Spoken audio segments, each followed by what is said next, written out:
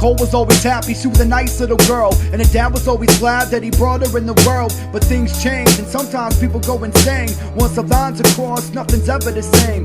Nicole was always happy, she was a nice little girl, and her dad was always glad that he brought her in the world. But things change, and sometimes people go insane. Once the lines are crossed, nothing's ever the same.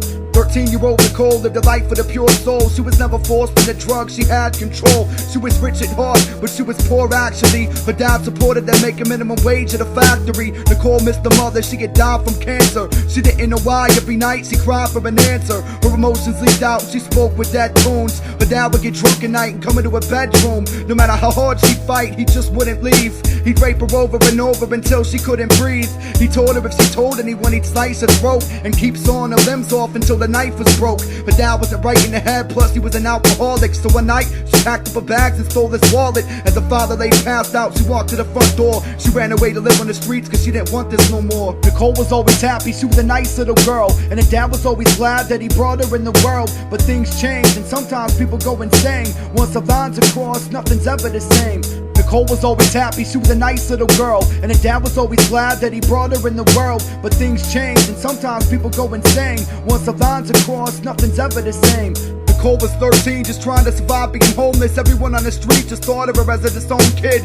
Looking into her eyes, you think she was past dead. She lived in an abandoned house with hookers and crackheads. One of the prostitutes told her how to make some cash. Just go out on the corner, smile and shake your ass. So she went to the street and stood looking sad. Finally a car pulled up and it was a crooked dad. It was dark so they didn't even recognize each other. She started sucking his dick while they reached for a rubber. He dropped the condom so he turned on his dome light. He seen his daughter's face and said, "You know you're coming home, right?" She heard her dad's voice and all of her fears came back. So she started biting his dick and squeezing his ball sack. Her mouth clenched as she gripped and chewed. She mumbled, "My life is ruined, now your dick is too."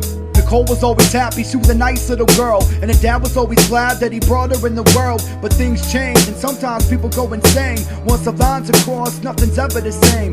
Nicole was always happy, she was a nice little girl, and her dad was always glad that he brought her in the world. But things change, and sometimes people go insane. Once the lines are crossed, nothing's ever the same.